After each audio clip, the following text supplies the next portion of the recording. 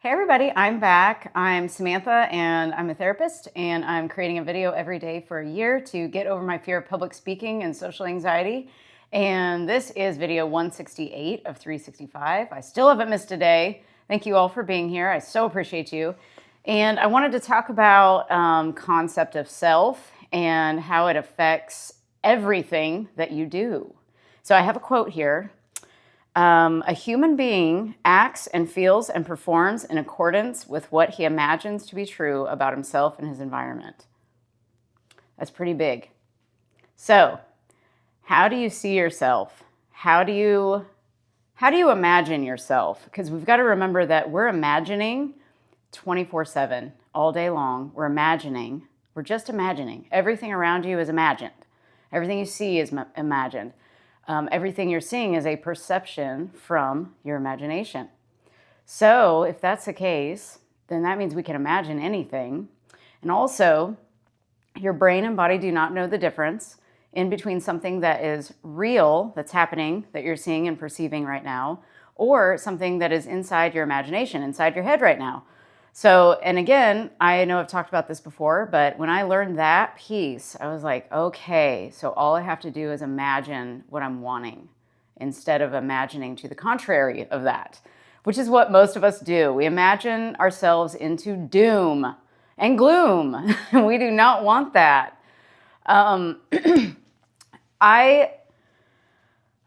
I've seen so many clients throughout the years and so many people in general, and I've noticed so many patterns. And I've noticed that not really that many people feel that great about themselves. And so I just read a little story. It was called The Hypnotized Salesman, I think is what it was called. And it was basically about a guy that his concept of himself was that he could only make $5,000 a year as a salesman. And so it was like year after year, he'd get placed in a different area thinking that, that might help him. I guess his bosses or whatever put him in a different area, and they thought, well, maybe he'll do better in this area. And he still only made $5,000. And it just didn't matter what happened. Even he got sick one year and the doctors didn't know what was wrong with him. And miraculously, he gets better at the beginning of the year. And he had only made $5,000 that year. So that was his concept of himself, was that he can only make $5,000 in a year's time. So with that being said, that's just an example, but where are you doing the same thing? Where are you deeming yourself a $5,000 a year employee, which in today's times, it'd probably be, I don't know, a lot more than that. But what limits are you placing on yourself, in other words? What limits are you placing on yourself? The universe is limitless. You are limitless. You are full of possibilities and potentials that you can't even fathom. And so why place a limit on yourself at all? Why do we do that? Well, we do that because the world does that around us. Most people do that. We've learned to do that from other people doing that. We've seen it so much, it's programmed. And then our brain believes it's true. Unless we tell it something else, it's just going to keep going that way, no matter what we do. So you have to think about your concept of yourself. How do you see yourself? And how do you talk to yourself? Because how you think and believe about yourself is going to project right back out about in all your thoughts, feelings, and behaviors, which all of those things create your circumstances around you. And so Neville Goddard talked about everyone is you pushed out. I haven't really delved into that too much. I mean, I've mentioned it before, but everyone is you pushed out. I look at it like it's basically everything you're seeing around you is a reflection of you and your perceptions of yourself and of the world and the people around you and everything you're seeing.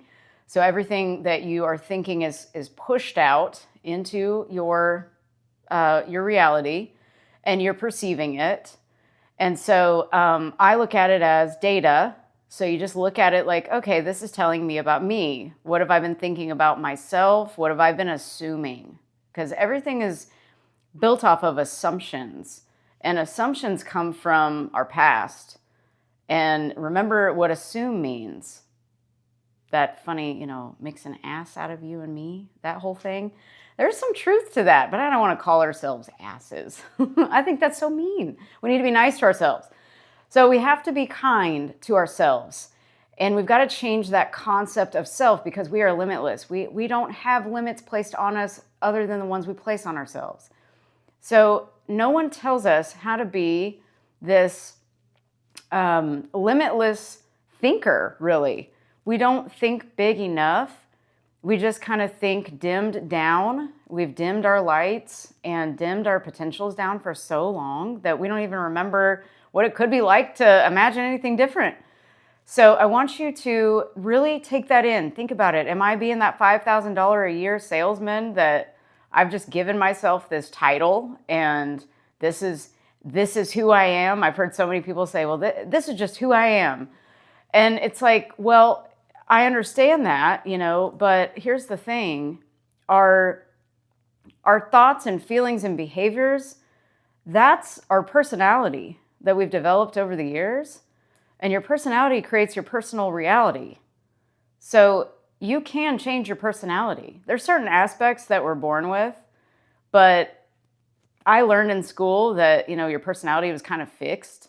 And that was like kind of in social work school. You learn all these things. You're born with a certain temperament and all these things. But then as I did my research and all these other things, it's like everything is changeable. We get into these labels and we think that that's it. There's no way out of it. And just like epigenetics teaches us is that we can turn on and off different genes. We can actually change our genetics. So that's another thing I would hear people say is, well, this runs in my family, including depression. Depression runs in my family too. Do I have depression? No. Was I diagnosed with it at one point? Yes, because of, my divorce. It was like a single episode depression or whatever, I think is what it was called at the time. So, but a diagnosis sometimes is just a snapshot into how you're feeling that day. And then it just carries with you for years and you think that you have it forever. And it's like, no, I've been diagnosed with PTSD. I have chronic trauma that has happened to me in my life. And I'm sure you do too. And a lot of you do. But there are ways to change that. And it just takes time to change your brain. Your brain can be reshaped, recoded, rewired, whatever we want to call it. It's neuroplasticity. We can create new neurons and fire and wire together different neurons by changing the way that we see ourselves. And then we've got the quantum physics aspect where we're changing bodies billions of times a second. I have no idea how that works. I have just heard that and studied this and studied that we're all, living in a holographic world and we're just a projection ourselves. We're just a projection. This is a simulation, kind of like the Matrix. And so all those things are so interesting to me. And I just have always never wanted to, I've always never wanted to succumb to any diagnosis I ever had or any pattern that I had. I was like, no, I can change this. And so it's been proven that we can change our brains. It's been proven that we can change our bodies. We can do anything. And I just want to implant that in you, inject that in you today, that you can change anything about yourself. And remember that what you're saying about yourself is true. So be careful what you say to yourself. Just because something is happening right now and it's technically true, that doesn't mean that it has to be true forever, that you can change anything. I mean, you don't have to say the same things about yourself anymore that you always have. And you don't have to say the same things about other people either. You can start looking at things in a different way because when you start to change inside, you're going to see everything outside of you change too. And the way you look at something changes it. Remember the observer effect. It's like whenever you look at an atom, whoever looks at an atom, it changes the atom. And so we're all made of atoms. So the way you look at somebody, they're going to feel that. They're going to feel the energy and they're going to change. Just like you probably feel different about being around certain people. Maybe they're thinking a certain way about you and you can feel it too. And so it's really strange how all this works, but it's all on an energetic level in silence. Everything is kind of said in silence. Your thoughts are felt by people, in other words. And in your own thoughts about yourself are felt by yourself. So it's very, very important to think about what you're thinking about and keep on track with that. Be aware of it. Because when you're aware of it, you have control over it and you can change anything. I mean, anything that you want to change, you can change it, but it's up to you to do it. The other big thing that I've noticed is we practice these new thoughts, let's say, and these new stories. We practice them and we imagine and we create these scenes from living from the end and all of these things that we do to practice, but we don't hold the state that we just created. It's almost like dread comes in. We'll be flying high and then all of a sudden we think of something that brings us down and we have dread. Like it could even be as simple as, well, I'm feeling really good. I'm thinking about this thing. It makes me feel really good. And then boom, I realize I don't have it. And then the dread comes in for a second. You can feel it. It's like it takes over your body. You can actually feel it. So I want you to be aware of those times that you do that, because I think a lot of us do that a lot of the time. And what's happening is your energy is going down. It's coming out of alignment. And we want to stay in alignment. So we stay in alignment by creating new mental states. Relaxing your body. I think relaxing the body, I haven't mentioned that as much as I probably could and should. We've got to relax our nervous system. A lot of people talk about manifestation. You don't have to be relaxed and you can be angry and all that. You can. You can manifest anything in any state you want. But I'm more into having us feel good in our bodies. Like really be relaxed and happy and then manifest things. And then consciously manifest things. But I want you to consciously manifest a better mental state first and feel safe in your body, for God's sake. It's like we don't feel safe enough to leave the house sometimes, let alone create $1 million. I mean, you can do that, but I think you'd feel a lot better if you felt happy and safe and then get the $1 million than have the $1 million and then have to use that $1 million on doctors and nurses and therapists and everything to feel better. So it's like, let's just feel better first and see what happens after that. No struggle is involved in that either. So remember that you're a desire factory. You're going to have desires all the time. Desires all the time. And whenever you have a desire, just enjoy that feeling of it and just stay there as long as you can. And the more you're in that feeling state and the more you hold it, your life is going to be a lot more easy breezy, because you're going to just be feeling pretty good most of the time, baseline. And then you're going to know the next right step to take. It's going to feel very inspired action. You're just going to take that next step. It's going to feel exciting. So you're going to just follow that little stepping stone of excitement and it'll, tell you where to go. So practice, again, being aware of where your thoughts are going during the day. Take some time to do some breathing exercises. You can do box breathing. There's tons of different breathing exercises. I like to do I like to breathe in for 8 counts, 8 seconds in and hold it for a couple seconds. And then I take another deep breath to fill up my lungs fully, because it feels so good to fill them up on that second breath. Hold it for a couple seconds and then let it out for about 8 seconds. I just do these long inhale and exhales.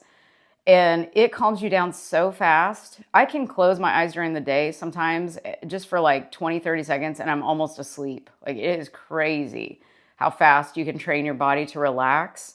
So it just takes some practice. And especially for those of us who have experienced anxiety and panic and I've had all of it. I've had the panic and the anxiety and the desperation, all those feelings.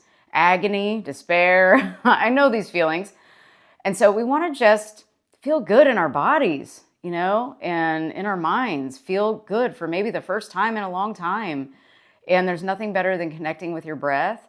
As you're connecting with your breath, you're going to have what's called brain-heart coherence. We have not talked about that yet. And that's going to be something I will definitely be talking about, is how the energy of the heart is probably the most powerful part of the body that we can be using. I think it's smarter than our brain is. It's got a lot more electrical activity than anything in the body does. And it has its own electromagnetic field around it. I think it goes out about 6 to 8 feet. I think the heart's energy projects out like that around you. It can be felt by others. And we'll talk about the vagus nerve too. That's another thing I haven't mentioned either. So we'll get into some of that stuff later too. But you want to just get your heart open. Remember to do your cactus where you hold your hands up like this, hold your arms up and open your chest and take some breaths in and out that way. Just imagine just opening your heart. And you can say affirmations like, I don't know, like I'm ready to receive. My heart's open. I'm ready to receive today. Thank you. Just a simple thank you when you wake up in the morning. All these little practices that are done consistently will show you that you're showing up for you. And as you're showing up for you, the universe is going to show up for you too. Like it's going to show you some crazy stuff once you're knowing that you're worthy. Once you're knowing that you're worthy. Knowing is, remember, it's like, are you wearing a shirt right now? I'm sure most of us are wearing a shirt unless you're in bed or something. I don't know. But it's like, you put a shirt on today. So that's the state of conviction that you need to be in when you know something. So practice knowing that you are this new person, this new identity that you want to become. What thoughts, feelings, and behaviors would that person have? How would they act? Become that avatar. Become that person. Act like you're that character. Pretend like you're an actor or an actress in a movie. Become that person. And how would they feel? Would they be anxious all the time? Because if you're anxious all the time, let's work on that anxiety. Anxiety is just planning for a future event that really hadn't happened yet, that may not ever happen, and you're not enjoying your now moment. And so these little practices with just connecting to your breath is like one of the most important things. It'll help you so much, and it calms your nervous system down, and it gives more oxygen to your brain, to where you can think more logically instead of just being stuck in the spiral of emotion, which is very easy for us to get into. So keep these things in mind. You've got to talk to yourself and say, hey, I can feel that I'm anxious right now. Like identify what you're feeling in the moment. That'll really help you a lot. And then with breathing, you're teaching your body how to relax. And then by imagining something on purpose with intention, you could say, well, this is me teaching my body how to feel better, just how to feel better, how to feel safer, how to feel calmer, less anxious, whatever you want to tell yourself you're doing, and create a routine around that. Maybe like 3 times a day for like 10 minutes. Just visualize something that you want to experience, but do some breathing while you're doing it. Combine both of those. Do some tapping. I'll get into some tapping later on and teach you guys how to do that too. I'll be coming up with a lot of different techniques you guys can use. But remember, every technique is just as Bashar calls it, a permission slip to be more of your true self. And so you have permission to be your true self. And your true self was the person that's underneath all of the trauma and drama and issues that happened to us over the years. And you're just this pure, loving, joyful being underneath all that forgot. So we're going to unbury you, layer by layer.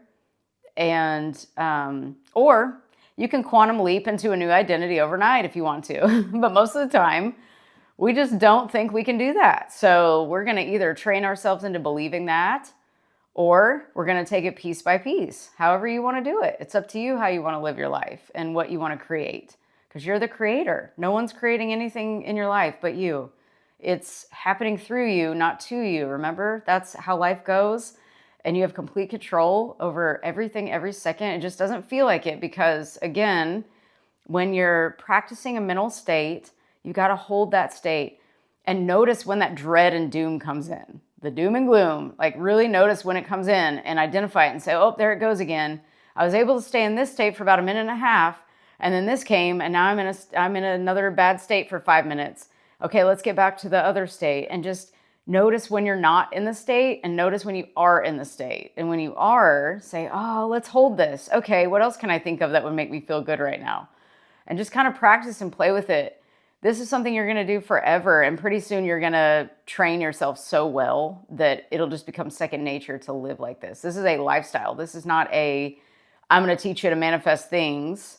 I'm going to teach you how to create a lifestyle for yourself, to create the life that you don't even know that you wanted. Because so many things are going to pour into your life that you can't even imagine right now. And so we'll get you there. It's pretty fun, the whole process. I love it. You guys are doing amazing. And take care of yourselves. Take care of your mind today and tonight. It's evening here right now, at least. And enjoy your life. Enjoy your evening. Rest tonight. Take some rest tomorrow if you can. Program in and schedule in to your schedule some rest time. Even if it's just 15 minutes of rest.